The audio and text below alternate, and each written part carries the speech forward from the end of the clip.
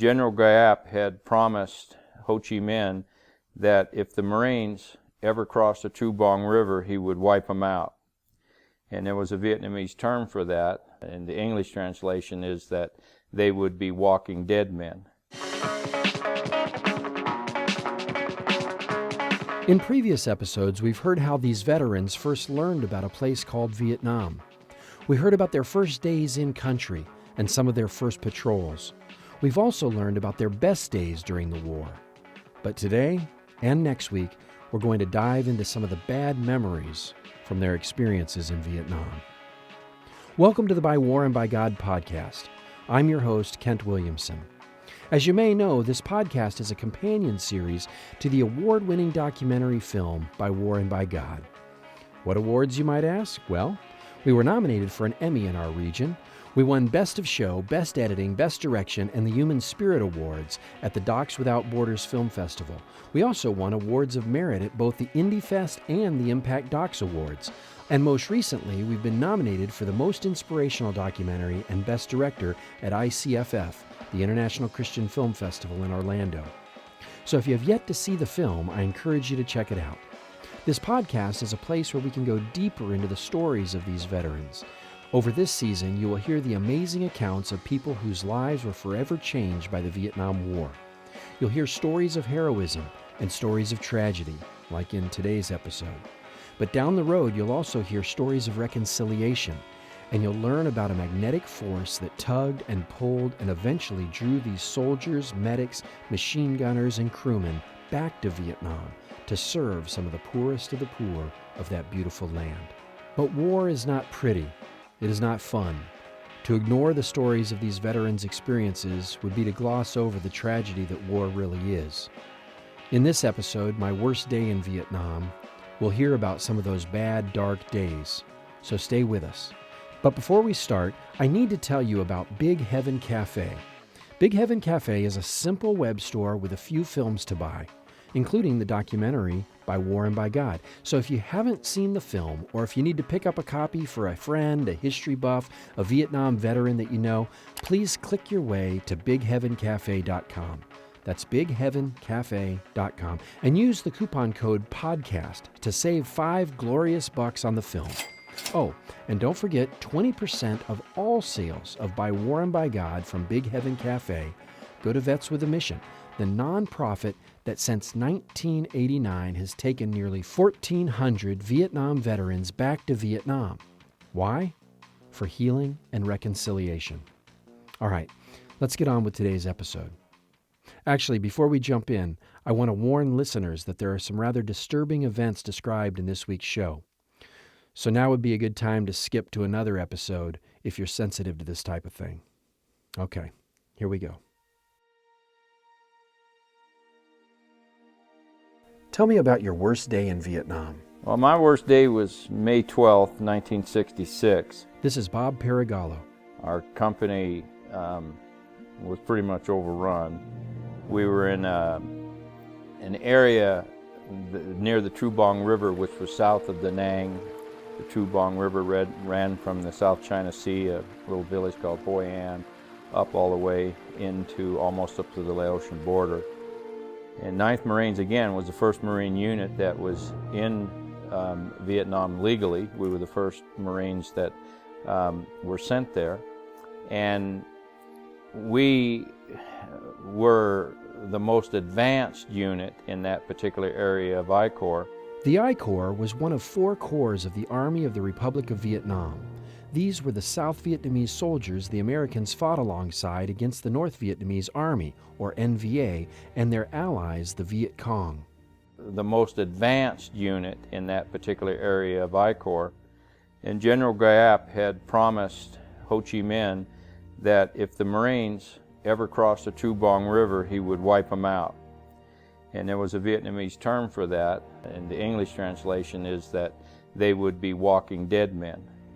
And on May 12th, we liberated the village of Dai Loc and then headed towards the Thu Bong River. And as we approached the Thu Bong River, we set up that night. We had been sporadically attacked during the day, and we suffered some casualties. Every morning, a Marine company sends out a security patrol to run a security check around our perimeter. And that patrol inadvertently sprung an ambush that the R-20 Doclat BC Battalion had set for our entire company. That was a squad that I was in, but a week before they had transferred me from that squad to another squad, second squad. And so all of my buddies were in that squad, and we lost contact with them. And they took the brunt of the ambush and were pretty much annihilated. Only 2 survived from that original squad. And there were about 500 VC that had attacked this 14-man patrol. VC stands for Viet Cong, also called the National Liberation Front. The Viet Cong were strong allies of the NVA, the North Vietnamese Army, and a strong force in South Vietnam. Were about 500 VC that had attacked this 14-man patrol. And I was the reaction force to get to that squad and relieve them. And so we ultimately were pinned down. We never did get to them. And it was just a horrible battle that lasted 3 days. It became a battle that became an operation. It was called the Lost Patrol. 9th Marines to this day have a moniker that their battalion is called the Walking Dead, which was that term that Ho Chi Minh used to define them, what would happen to them if we crossed the Chu Bong River. We killed about 175 VC that day, according to the news reports. However accurate it is, I don't know, but I know that we did a lot of damage, but we also suffered a lot of damage. We had 14 Marines killed just from our platoon. Alpha Company and Bravo Company responded to our aid, and they suffered numerous casualties. Some estimates were there were between 30 and 35 Marines killed that day, and that doesn't really count for the wounded. And those were bad days, because we had a squad that was overrun, and they were not nice in that process, what they did to those that were wounded. So it was a bad day. It was a bad day all around, and yeah, something that I'll never forget. If you'd like to see a picture of the men from the Lost Patrol and hear Bob Perry Gallo talk more about them and their fate, check out the bonus material for the film By War and By God. You can find it on the DVD or on Vimeo On Demand. What about your worst day? Probably my first worst day in Vietnam was after we had come ashore and were providing security at the airfield at Phu Bai. This is Roger Helly. They got us up about 2 in the morning one morning and said that we were going on an operation, and we were heli-lifted into an open area, and we dug in till dawn came, and at dawn they said, we're looking to make contact with an unknown size enemy force that had overrun a South Vietnamese Army unit that night. And that afternoon, my company of 219 Marines walked into a 650-man Viet Cong ambush. And in a one short 45-minute firefight, that company of Marines was reduced to 78 men that had not been killed or wounded. My best friend that I'd gone through training with was killed standing next to me. My platoon sergeant, Korean War veteran who had kind of taken us under his wing, was killed standing on the other side of me. And you know, that was probably my first worst day in Vietnam. The reality check is that, you know, as an 18-year-old Marine, I was not bulletproof. So what about your second worst day? If that's your first worst day, what's the next? Where does it go bad from there? But first, were you in Vietnam? What was your worst day like? We would love to hear your story, or perhaps you have a family member who served and you'd like to ask them that question. Record it for us. We'd love to hear it in your or their own words. Or if you prefer typing, we'd love to read it too. Either way, send it to me at kent@bywarandbygod.com. That's Kent, K-E-N-T, at bywarandbygod.com. I'll look forward to learning about your experiences, and we might even put some of them together into a future episode. Now, back to the show. So what about your second worst day? If that's your first worst day, what's the next? Where does it go bad from there? Roger Helly continues. Probably my last worst day in Vietnam was the day on my third tour, July 1970, when I was had a grenade go off at my feet and was critically wounded, and medevac to the 95th Evac Hospital at Saigon with multiple wounds, internal wounds, burns, bullet wounds, and probably didn't think that I was going to survive that day. Let's back up a little bit right before there. What led up to that? Tell us what you were doing. What's happening right before the hand grenade shows up? I was a platoon leader. I had several squads of Marines and several platoons of what we called Vietnamese militia. The South Vietnamese had two National Guard type local military units, Regional Forces, or RFs, and Popular Forces, PFs. The Popular Forces were organized to defend villages and hamlets from the Viet Cong and the North Vietnamese Army, typically with outdated American weapons from as far back as World War II. Meanwhile, the Regional Forces performed a similar role on a district level, but with a bit more weapon support. The RFs and PFs became known as the Rough Puffs, based on their combined initials, and many Rough Puff units became known for their courage and bravery. What we called Vietnamese militia. We were living in the villages, taking guerrilla warfare into the enemy's backyard. And we were on a search and destroy mission to destroy a VC base camp that we had hit several days before. And we were going back out to blow up the bunkers and destroy the equipment that we couldn't carry away the first time. And I was walking point when a grenade was thrown and hit me in the leg, bounced off my leg and landed at my feet. And before I could do anything, that grenade went off, just lifted me off the ground, ripping me apart from head to toe. I stood up in shock, was shot twice, knocked to the ground again, and run through the stomach by a North Vietnamese soldier with his bayonet while I was laying on the ground. And at that moment, I knew I was going to die on that field. What happened next? A Marine helicopter, supply helicopter, heard the distress call. There were no medevac choppers available, so they diverted from where they were going, landed in a dry rice paddy, and my guys carried me on a stretcher into the back of this supply helicopter, and I was rushed to the hospital of Dunham. Took me into the triage and sights, smells, that you'll never forget, charred skin, blood. I was not the only casualty there that day. And I remember the doctor putting the mask on my face, telling me he was going to take me down to surgery. 6 days later, in and out of consciousness, I woke up in intensive care, and as I was laying in my hospital bed, I saw my twin brother walk past my bed and went up to a doctor and asked if he could see his brother.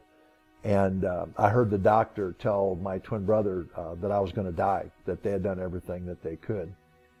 And my brother asked if he could see me, because he did not recognize me, and so I could see out of the corner of my eye as I lay in that bed. The doctor and a nurse lead him to my bed and just stop. And my brother just stood there with kind of a stunned look on his face, because I was ripped apart from head to toe. I had all these open wounds. My face and was distorted. They said my head was probably the size of a basketball, all black and blue. And he stood there for a moment with a blank look, and literally I could see when the look of recognition came across my brother's face, that he recognized that was actually me laying there. And he stood there for a moment, and he began to weep. And he started to take a step toward my bed, and his legs just buckled underneath him, and he fell against the end of my bed and was just sobbing. And as I was laying on that bed, I was 3 months from my 23rd birthday. This was my third tour, my third time getting wounded, and laying in that hospital bed, I didn't want to die. A fear gripped my heart greater than anything I had experienced in 3 tours of combat. And not sure why, but I just remember I closed my eyes and I said, God, if there really is a God, if you let me live, I'll do anything you want. And I went to sleep. Tell me about your worst day in Vietnam. My worst day in Vietnam was in January of '69, and while we were moving through a bunker complex, This is Cal Dunham. all hell broke loose, and I found myself withering in pain. The tree that I had dodged behind was hit with a rocket-propelled grenade, an RPG. Rocket-propelled grenades were developed by the Soviet Union toward the end of World War II and were distributed widely to Soviet allies like North Vietnam. They were designed to be easily shoulder-fired, as the weapon in the grenade weighed just under 10 pounds. With an accurate range up to 500 feet, these grenades traveled about 275 feet per second. Upon impact, they could penetrate armor over 7 inches thick. Was hit with a rocket-propelled grenade, an RPG. That's when I first realized, because it was relatively new in my arrival to Vietnam within about the first month or so, that this was real, that it was no game. And from that point on, being medevaced, everything that you would go through in that kind of environment was pretty traumatic. Tell us about it. What was the whole experience like? Well, we were engaged in fighting, and then this explosion right where I was, it knocked me unconscious, and when I woke up, all I remember was just hollering for the medics. Medic came, drugged me back into a little bit of a more secure, safe area, and then they began to, when it was all said and done and the firing had ceased, then they brought in the medevac helicopters, and all of us that had been wounded were put on helicopters and sent back, flown back to a secure site, where then they began to clean up the wounds and stitch up the tears and so on. I didn't really begin to feel a sense of shock until I finally was out of the environment, and then I realized what I'd just been through. What were your injuries? And I had shrapnel through my left thigh, into my right shoulder. My hands and face looked like I'd ran through a briar patch. I was just all scratched up and pock marks and little bleed areas that all they could do was clean them up. And then the bit of a concussion because of where the grenade went off. Tell us about some of your friends. Friends. You know, we'd all say, well, we're not going to make friends because we don't want to be hurt by perhaps the loss of friends. But you do. You develop friendships. And they were people in my own squad that we just lived together. Along the way, we would lose friends. But there was a camaraderie between all of us that we really did watch out and care for each other. Now they say, I've got your back. Well, there was a real sense of that you were looking out for yourself, but you were also looking out for those people that were in your squad that you had developed a relationship with. And you just knew you were all in this together, and we all wanted to get out together. Thanks for listening to this episode of the By War and By God podcast from Paladin Pictures. Next week, part 2 of my worst day in Vietnam. Don't forget to subscribe to the podcast so you won't miss an episode. You can learn more about By War and By God at bywarandbygod.com. Don't forget to use the coupon code podcast at bigheavencafe.com to save $5 glorious bucks on your copy of the film By War and By God. You can watch the film for free if you have an Amazon Prime account. Yes, you heard that right. For free. Free. You can find me on Facebook or Twitter. Just search for Kent C. Williamson, and while you're on Facebook, go ahead and search for By War and By God and like us. Email me your thoughts about the show at kent@bywarandbygod.com. By the way, the film has a couple of upcoming festival appearances. It will be at the Bare Bones International Film and Music Festival in Muskogee, Oklahoma on Saturday, April 22nd, where it will screen at the historic Roxy Theater. I've been to that theater before, and it's a pretty cool venue. By War and By God will also screen in early May at the International Christian Film Festival in Orlando. So if you're in either of those parts of the country, go see it. Special thanks to the 720th Military Police Battalion for their information about the Rough Puffs. Learn more about them at 720mpreunion.org. The By War and By God podcast is written and produced by me, Kent C. Williamson, with sound design and finishing by Ashby Ratchford. Our audio engineer for today's show is Steve Carpenter. The By War and By God theme music was composed by Will Musser. And by the way, for a limited time, you can download for free the entire soundtrack at our website. Will Musser is a fantastic composer who's known for his work on films like God's Not Dead 1 and 2, The Case for Christ, which hits theaters soon, as well as another film of mine called Rebellion of Thought. Anyway, get his music free on our website. Special thanks to the Paladin team, which includes Leslie Wood, Steve Carpenter, Dan Fellows, Steve Lessick, and Ashby Ratchford. Thanks also to my brother Brad, who helped record the interviews you heard in this episode, back when we shot them for the film. Special thanks also to Liza Razzie for the great show notes she made for last week's episode and her input on sound effects, and to Greg Allen Morgiglione as well for his listening ears and soundscape input for today's show. This podcast is a production of Paladin Pictures. Yep, Paladin is a film production company that sees the value in audio podcasts. Why? Because, like is the case with By War and By God, the podcast can go deeper into the story than the film ever can. Paladin Pictures is committed to the creation of redemptive entertainment and thought-provoking cultural critique. Learn more about us and our films at paladinpictures.com. That's Paladin, P-A-L-A-D-I-N, pictures.com. By War and By God is produced at the Paladin Studio in the amazingly wonderful, beautiful little town of Charlottesville, Virginia. And of course, thank you to our veterans, those who returned, and especially those who didn't, like my wife's Uncle Floyd. Thank you. Next week on the By War and By God podcast. We had some incoming helicopters coming in one of the nights, and we had more body bags than we had people. There were children in the river that were being swept away. And his mother got up, walked over to the casket, and climbed up on the casket and embraced it like she was hugging her son.